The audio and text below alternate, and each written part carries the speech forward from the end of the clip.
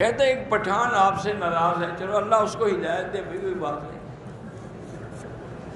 اب ہر بندہ تو راضی نہیں ہو سکتا نا، ویسے اس کو پتہ ہونا چاہیے کہ میری تو ماں پٹھانی تھی،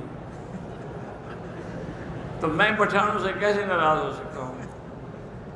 میرے بیٹے کی بیوی پٹھان تھی، ہمارا تو اس یعنی قوم سے ایک تعلق ہے۔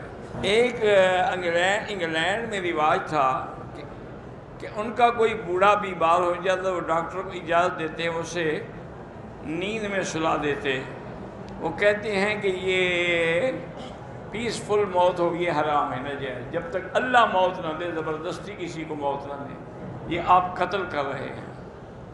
لواحقین کو اجازت دینے کا کیا حق ہے؟ یہ اللہ کا معاملہ ہے، اللہ پاک جب چاہیں گے اس کو موت دیں گے۔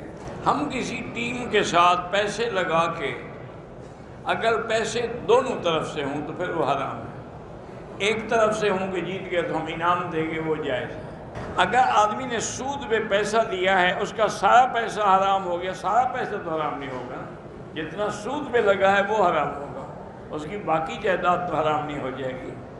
بہرحال یہاں جو مرغی آتی ہے باہر سے، اس کا کوئی اعتبار نہیں، البتہ جو مرغی سعودی عرب کی ہے یا مسلمان ملک کی، وہ حلال ہے۔